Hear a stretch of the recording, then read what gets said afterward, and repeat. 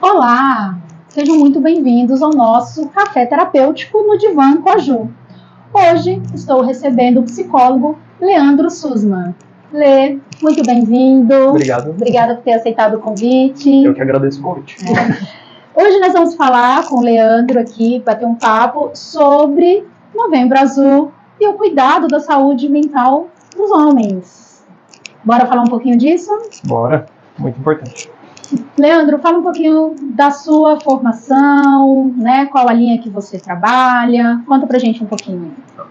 Bom, eu sou o Leandro Sussman, né, como você me apresentou. Eu fiz faculdade na Unesp em 2007 até 2011.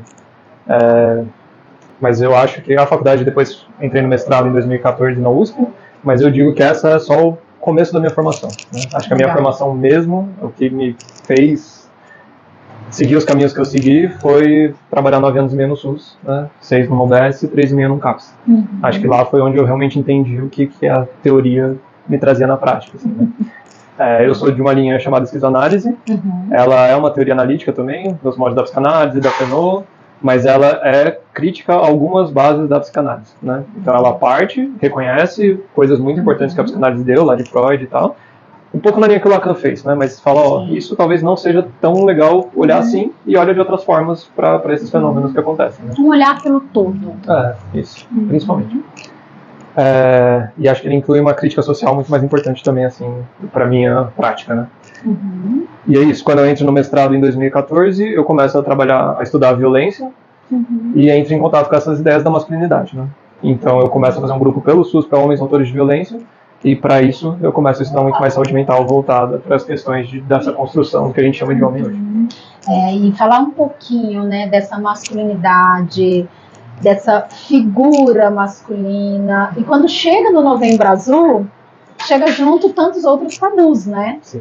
Vem carregado ali, principalmente pelo exame, né, que eles fazem, que é importantíssimo.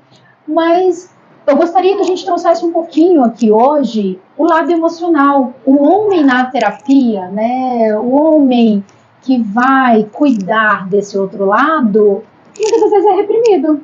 Muitas das vezes não, né? Eu acho que desde sempre. E acho que aí a gente tem que pensar em coisas que a gente separa didaticamente, né? Tipo isso, saúde mental, saúde física, o que é social, o que é individual, mas lembrar que isso é só didaticamente, né? Então acho que até antes da gente começar a conversar isso, é importante fazer essa diferença. Então, porque isso, quando a gente fala homem, vem essa imagem do que é o homem, né? Que é esse homem forte, adulto, alto, geralmente branco, que é viril, que é forte, que resolve os problemas, que não chora. Quase que um Vink, né? Quase um Vink, exatamente. Quase um Vink aí. A gente já desenha aquele padrão. Então, homem, sinônimo fortaleza. Exatamente. Né? E é isso que a gente chama de masculinidade hegemônica. Esse padrão de o que é ser homem. Só que esse homem, ele é inalcançável. Ninguém performa e consegue atingir todas essas coisas da masculinidade. Homem ideal. Exatamente. E é esse ideal que a gente vai buscando, né, que a gente vai achando que é o bom, que é responsável tanto para os homens não cuidarem deles mesmos, quanto causar prejuízos para outras pessoas, né, para as mulheres e para as outras minorias, assim. Então, apesar da gente fazer essa diferenciação, é saber que está tudo junto, né? Então, eu não vou cuidar da saúde, eu não vou fazer um exame de próstata porque vai ferir a minha masculinidade. É isso. E não é a minha masculinidade, né? É essa masculinidade que tá imposta, assim. Tanto que eu brinco muito com os homens, né? Disso, assim, eu falo, a gente pensa na performatividade de gênero, né? Pensando na Judith Butler, que fala bastante disso. Então, o homem se veste assim, age assim, se senta assim, né? Tem essa postura, usa isso, não usa isso. Aí eu brinco com os caras, né? Eu falo, se você passar batom, você vai deixar de se sentir homem? Não, né? Lógico que não. Se você coloca um vestido, você vai deixar... Não. Se você chorar, você vai deixar de ser homem? Não. E aí eu chego no limite, que é a parte mais... que é, se você sofre um acidente e perde seu genital, você vai deixar de se sentir homem? Você vai deixar de ser homem? E eles respondem que não, né? Ninguém muda o jeito que se identifica por alguma coisa exterior. E aí eu acho que esse é o questionamento que a gente tem que fazer. Se não é os seus atos, suas atitudes. Se não é o que você usa. Se não é nem o genital que te define como homem, o que é? Né? E aí a gente vai entendendo que é isso. Assim, essa discussão é muito mais complexa. E isso abre a possibilidade da gente conseguir desconstruir essas coisas que fazem mal pra gente e pro outro. Então, porra, vai cuidar da sua saúde, sabe? E principalmente a mental, né? Vai pra terapeuta, vai chora, sabe? Tipo, vai fazer coisas que te fazem bem. Até porque se a gente amplia a ideia de saúde mental e sai só da psicologia, né? Porque a psicologia é muito importante, olha. A gente tem que puxar um pouquinho no com certeza, vamos nos enaltecer um pouquinho, né? O tanto que é importante a psicologia. Mas ela não é a única prática que promove saúde mental e que prevê coisas. Só que aí o que acontece? O que a gente tem para a saúde mental do homem? Tem o videogame, tem o futebol e basicamente é isso, né? E aí vai entrando talvez até uns outros, os jogos de tabuleiros, os jogos de cartas, mas sempre com esse enfoque muito masculino, né? Muito, quando a gente vai falar de homem, sempre vem a virilidade, né? Aquele homem viril, aquele homem inabalável. E aí o cuidado da saúde mental, se você propõe a fazer uma atividade que não esteja dentro desse escopo, você já vai ver uma resistência ali. E eu acho que essa é a parte importante, porque a gente não está falando que o homem não pode gostar dessas coisas, porque faz bem também. Mas, por exemplo, aí um homem vem e gosta de dançar, e gosta de fazer balé, e gosta de costurar, e gosta de fazer crochê. E aí ele não se permite viver essas coisas, porque ele vai ser visto como menos homem. Fantástico. E aí eu não posso também não deixar de falar do prejuízo que isso causa para os outros também. Porque a gente está falando da saúde mental do homem, mas a gente tem que entender que se a gente está em relação, se a gente está num mundo dividido, o que eu faço comigo e o que eu deixo de cuidar de mim também vai afetar o outro. Sim. Então, quando a gente fala da saúde física, né? Quando o homem fica doente, geralmente é uma mulher que cuida dele. Não é o brother que está jogando futebol com ele. Né? E uma coisa que eu acho que aí é mais sutil, mas a gente não percebe, que é quando a gente entende que ser homem é a melhor coisa do mundo, né? Que o homem é a figura forte e tal, e que ele tem que cuidar do resto, e que eu não posso ser mulher, né? Quando alguém me fala, mas isso é coisa de mulherzinha, e eu não posso ser mulherzinha, se eu me ofendo com isso, além de eu estar restringindo a possibilidade de fazer outras coisas, eu estou começando a entender que ser mulher é ser menor. E aí, como é que eu vou tratar as mulheres? Como é que eu vou cuidar delas? Como é que eu vou cuidar dessa relação com elas? Como é que eu vou até olhar, né? Como é que eu vou me conectar? Exatamente, eu acho que isso é ser menor. Sim, muito interessante isso que você trouxe, Lê, porque a sociedade também ela acaba reforçando muito esse lugar. Então, eu vejo muito na prática, né? Aqui na clínica. Eu tenho hoje, olhando os meus prontuários, muito mais mulheres fazendo terapia do que homens, né? E aí eu tenho um paciente que ele relatou para mim em uma das sessões que quando ele falou, né, ele estava numa roda de amigos, e aí ele falou, nossa, minha psicóloga me orientou, né, trouxe tal visão para reflexão, e ele falou que os amigos, cara, que você faz terapia, psicóloga, você tá bem, né, e começaram aquelas chacotas. Ai, por que você não vai fazer tal atividade? Que mais é psicólogo, que mais é, né, e aí ele falou, nossa, por um certo momento eu me senti um pouquinho mal, porque eu estava querendo falar que o que eu estou fazendo está me fazendo bem, né? Então, vou compartilhar e falar, olha, faz bem, é bom. E aí tem essa resistência até dos próprios homens. Né? Você vai chorar na terapia? Tem um filme que chama Doutor Horrível, que é com o Neil Patrick Harris. E eu acho aquele filme maravilhoso porque ele primeiro inverte, né? A história de um homem que quer ser o vilão, assim. E aí tem o super-herói, que é esse super-herói que é super forte, que ele defende tudo e tal. Só que esse super-herói, ele tem um superpoder. Então ele não sente dor, ele não sente nada, ele não faz nada disso. E ele é, assim, uma caricatura muito boa pra mim. Né? Só que o que acontece? Vai aparecer no filme, e chega uma hora que eu não lembro direito o que acontece, mas ele perde o poder por algum motivo assim, e alguma coisa bate nele e ele sente dor. A partir daí, esse super-herói chora, fica covarde, fica com medo, fica com tudo isso, E eu vejo os homens na terapia um pouco isso, assim, sabe? Eu não quero lidar com isso. Tanto que muitos homens chegam falando, eu nem acredito nisso, eu tô aqui porque me mandaram fazer. Eu tô aqui porque minha mulher mandou, eu tô aqui porque o médico mandou, exatamente. Eu tô aqui porque alguém falou para eu estar aqui. Exatamente. Ou eu vou ver como é que é isso aqui, né? Porque agora também tem uma fetichização aí de que a terapia resolve tudo, e a gente sabe que também não é.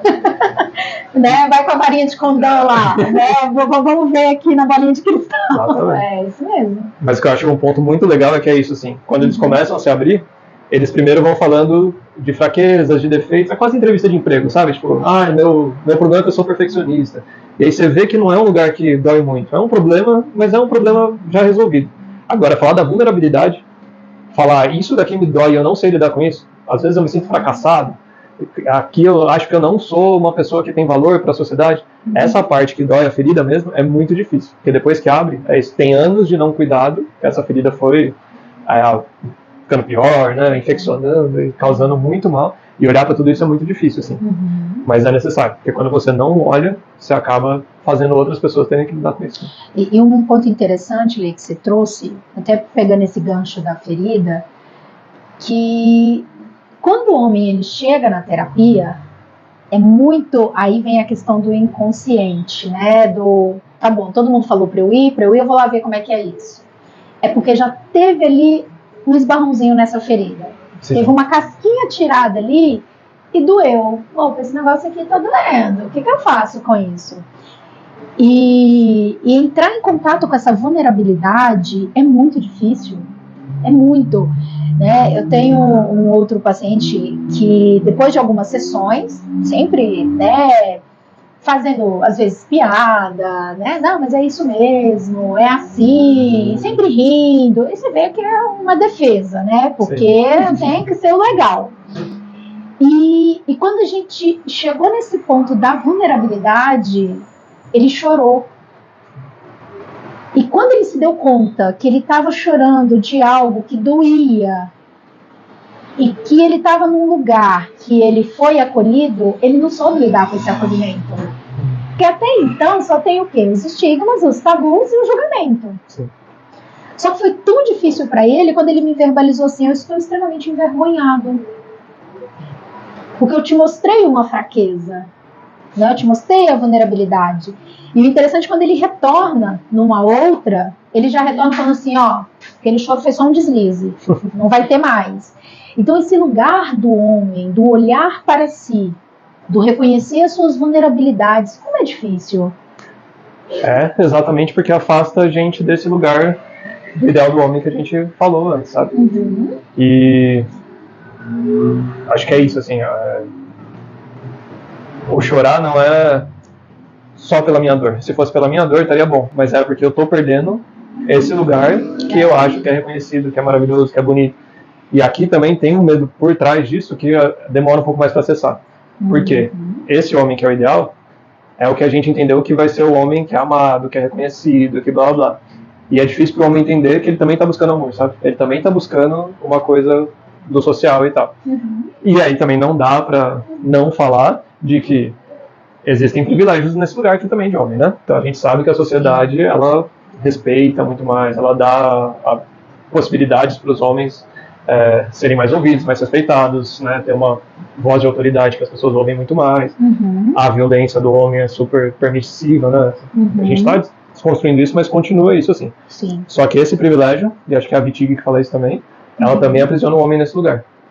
Só que aí é isso, se eu não me abro para fazer diferente, o jeito que eu vou fazer para chegar nisso aqui vai ser pior. A gente falou dos relacionamentos, né? A minha mulher mandou e tal, essas coisas.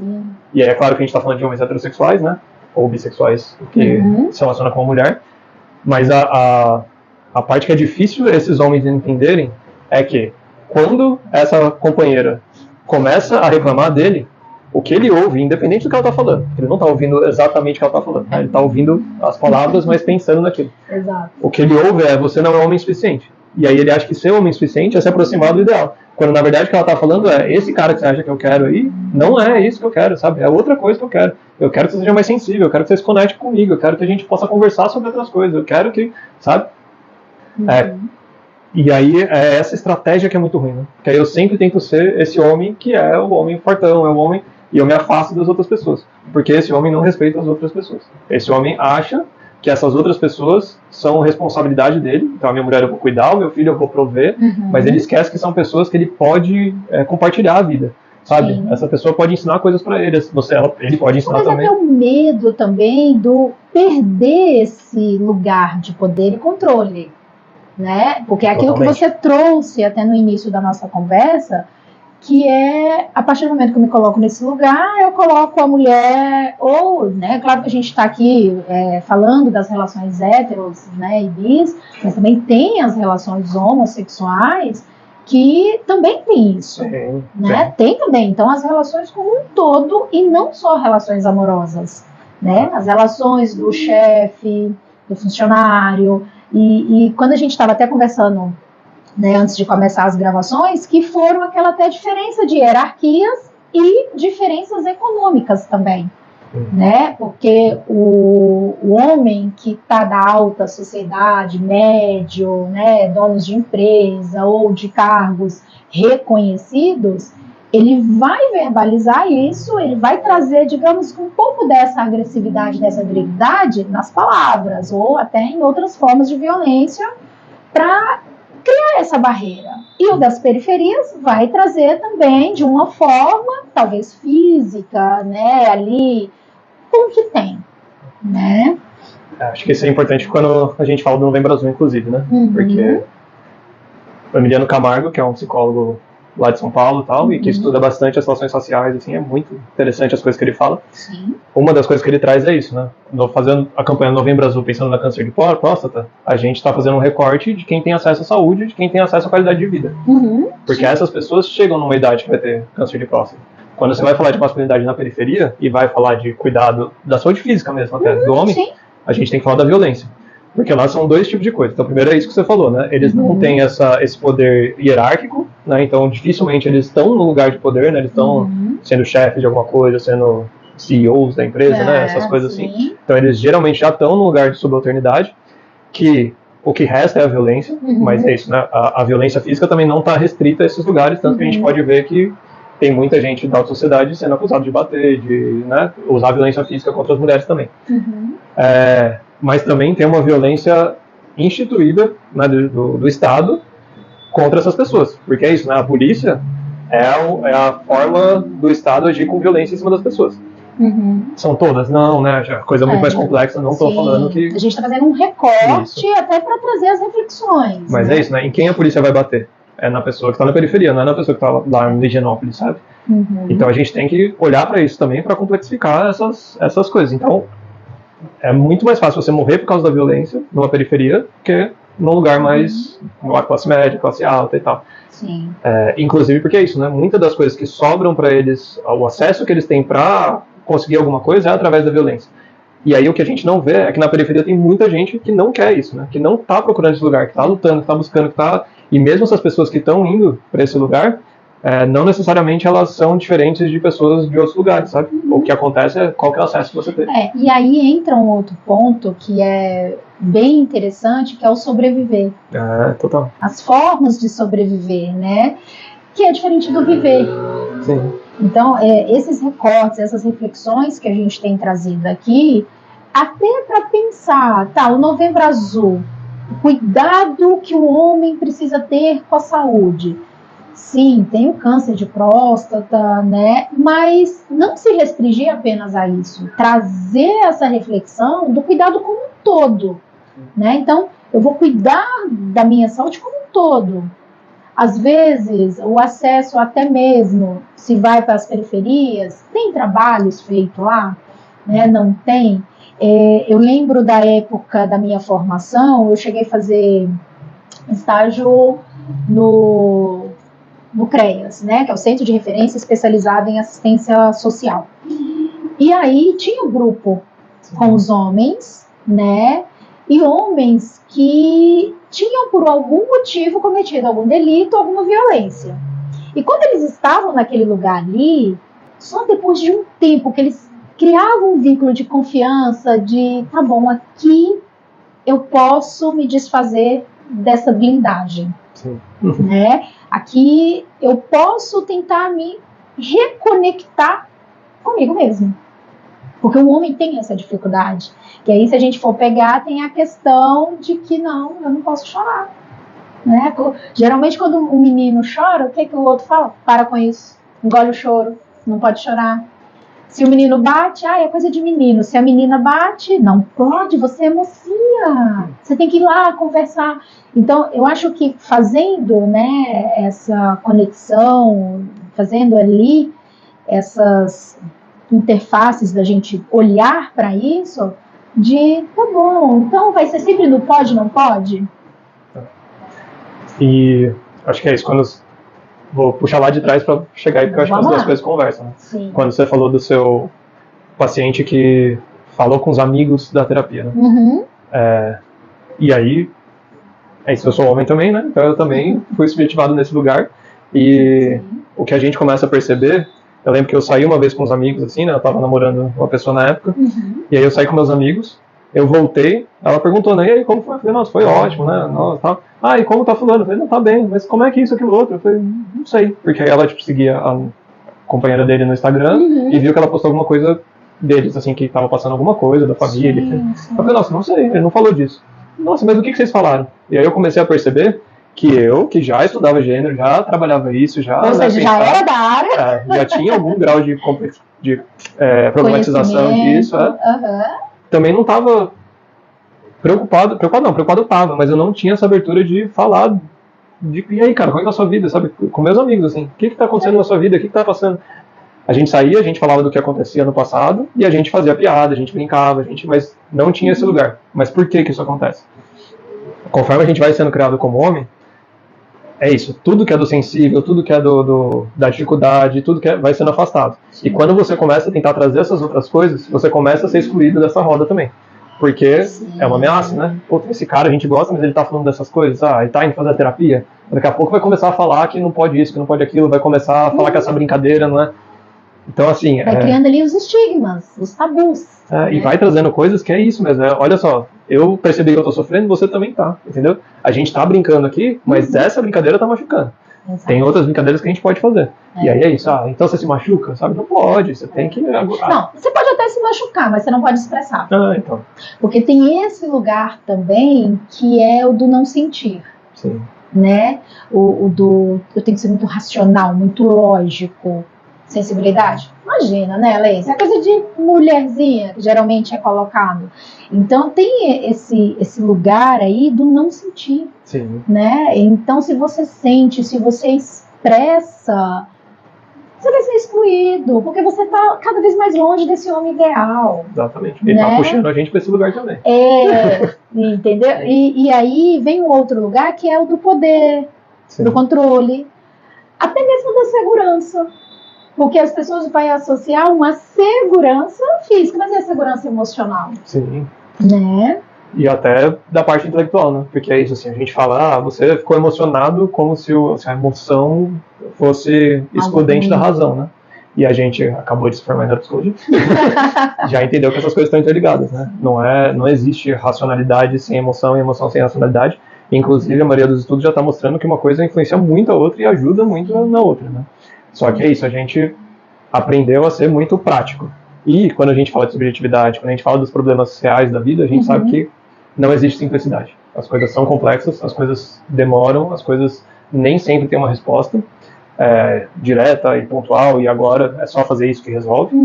E isso, pro homem, é muito difícil, né? Porque, não, pô, eu quero resolver logo. Eu quero agora. Sabe? Tipo, tô há 3 meses nessa terapia, não resolvi. Nossa, calma. Não, tá sofrendo 3 meses tá ótimo. O legal é aquele quando vem... Eu já fiz 4 sessões e aí, você não me deu uma resposta? Então. Né? Mas isso que você está me trazendo, isso que você falou da razão, da lógica, é muito, muito interessante. Porque o homem, quando ele vem à terapia, ele já vem com essa armadura de eu não vou chorar, não vou mostrar que eu sou fraco, eu vou lá buscar uma resposta. Sim. Né? E aí eu sempre gosto de fazer uma analogia com a gestação. Quanto tempo demorou para você ser concebido? Sim. 9 meses. Mas eu nasci de 7, mas eu nasci de 8, mas eu nasci de 5. Levou um tempo. Né? Quanto tempo você demorou para começar a andar, começar a falar? Tem um processo ali do conhecer e reconhecer. E aí quando vem para terapia, imagina, eu quero 3 sessões. Já estou te pagando aí, já tem 3 meses, você não me deu, eu brinco sempre, né? A receitinha de bolo. Mesmo você com a receita de bolo, seu bolo pode queimar. Sim. E acho que é isso também, né? Até para pensar em como a gente vai entendendo e vai sendo a gente mesmo, né? Como a gente vai se tornando a gente. Porque você falou dessas pressões externas, né? Já que a gente está falando de masculinidade, mas isso se aplica a qualquer coisa. A todos, sim. Não é da noite pro dia que a gente vira a gente e a gente não tá formado já. A gente continua mudando e tal, né? E aí eu lembro que tem um documentário, eu não lembro se é o Silêncio dos Homens ou é o The Masked Living, mas é um dos dois, que ele traz esse dado, assim, que até 4 anos os meninos choram mais que as meninas. Olha que interessante. E a partir dessa idade que começa a ouvir, né? Ah, para de chorar é coisa de mulherzinha, isso não dá, blá blá, isso outro. E isso vai construindo uma ideia de o que eu posso ser, o que é permitido para mim na sociedade ou não. Tanto para homens quanto para as mulheres. Aí entra aquilo que você falou, né? Caindo e chorando, quem que eu apoio, quem que eu cuido, quem que eu deixo chorar, quem que eu não deixo, quando bateu, quem que eu deixo, quem que eu não deixo, como é que eu vejo o que... Ah, a menina é super ativa, né? A menina começa a ficar ativa e você começa a marcar o corpo dela. Senta, não é assim.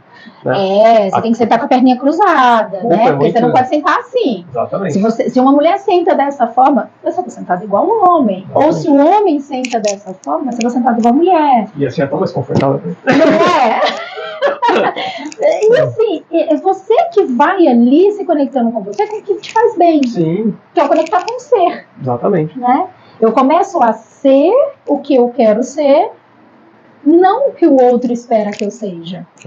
E acho que essa é a dificuldade que a gente vai encontrando, assim, porque não dá para negar que tudo isso que a gente começou a falar influencia, né? Então você vai ser excluído, você vai perder poder, talvez algumas mulheres realmente não olhem para você como o cara, talvez alguns homens se afastem de você, mas a gente tá, enquanto a gente muda, a gente banca fazer essas coisas, a gente também está mudando a sociedade.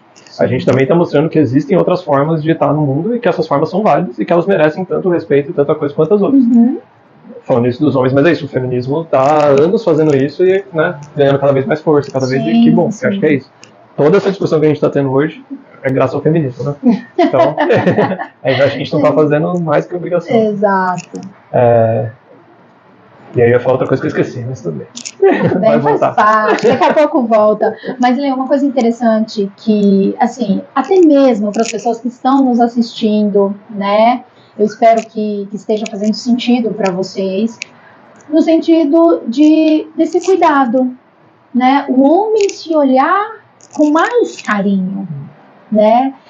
Eu sempre, ao final de toda a sessão, eu falo com os meus pacientes, seja mais carinhoso com você, seja mais amoroso com você mesmo, não se cobre tanto, porque vai chegando um momento que até mesmo a busca desse homem ideal é tão imposto que ele se coloca nesse lugar e a pessoa também, aí a gente vai, né, das relações, no sentido de que se você não for aquele homem ideal, você não serve. Sim. E aí ele enraiza aquilo, eu tenho que ser, mas se eu não for, eu vou ficar sozinho. É isso, é o medo da solidão de ser excluído. Então, se de repente trazendo para o cuidado da saúde física, a saúde mental, a saúde espiritual também, porque nós somos esse tripé, né? Se o homem fala assim, olha, eu fui ao médico, eu fiz um check-up, geralmente o que vem? Tá tudo bem? Tá morrendo? Sim. Né? Já a mulher é comum. Claro. A cobrança ela é invertida. Se a mulher não faz esse check-up, a mulher, nossa, você não está se cuidando, você tem que ir no seu ginecologista, você tem que ir no seu clínico, mas e o homem? E aí é isso também, né? A gente acho que tem duas coisas que interferem muito. Esse lado de que me cuidar não faz parte do seu homem, né? O homem é esse que vai não ligar para a saúde física, porque ele é forte, porque, né, o organismo dele é o melhor e tal, e blá blá.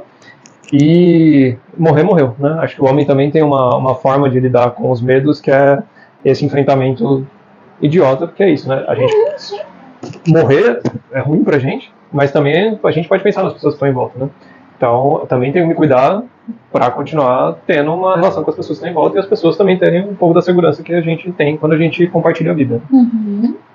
Mas tem outra coisa também que eu acho que é muito difícil e que a gente vai ter que mudar aí politicamente mesmo, que é o tempo, né? Então, assim, a mulher sai do trabalho para ir no médico, a mulher sai do trabalho para ir buscar o filho na escola, a mulher sai do trabalho porque tem que ir lá, isso é visto como natural. Tudo bem, né? Às vezes até como obrigatório. Porque a mulher que não faz isso, ela é mal vista. Não, é uma péssima mãe, é uma péssima companheira. E é outra coisa que a gente tem que reparar também, né? A mulher tem tanto jeito de trabalhar quanto o homem. Mas é isso, assim, quando as empresas, enquanto sociedade, a gente vai ter esse avanço de falar, não, isso é importante, sabe? Então, vai ter você tem direito a uma vez a cada 6, 3 meses, dependendo, né, dos seus problemas, de sair do trabalho e ir no médico. Então, tipo, isso é importante, isso é necessário, né? Já tem lugares no mundo aí que a licença maternidade é... Licença paternidade também. Exatamente. Tem uns lugares maravilhosos, assim, que eu já vi, que é tipo 6 meses pro cara e tal, e eu já vi uns que eu achei o mais interessante, assim, eu queria até me aprofundar um pouco mais, que é o casal tem 1 ano, e aí vocês podem alternar, entendeu? Então, tipo, eu vou ficar 3 meses, aí ela vai ficar 3 meses, aí ela vai ficar 6, e eu acho super importante, porque no começo, né, principalmente se a mulher estiver amamentando, realmente, às vezes é melhor ela estar lá. Sim. E aí depois pode ser do cara também, mas pode ser que a ligação seja outra, pode ser que a configuração seja outra. E aí quando você permite que as pessoas sejam pais e mães, né, você deixa o cara também chegar nisso. E paternidade é um tema que toca bastante nos homens. Porque... Já fica o convite para um próximo café a gente falar sobre paternidade, olha. Com certeza, vamos lá. Esse dá pano pra manga. Lê, estamos chegando ao finalzinho do nosso café terapêutico. Teria alguma mensagem que você gostaria de estar deixando, né, diante de tudo isso que a gente falou, para todos aqueles que estão nos ouvindo sobre esse Novembro Azul, sobre esse cuidado? Acho que 2 recados.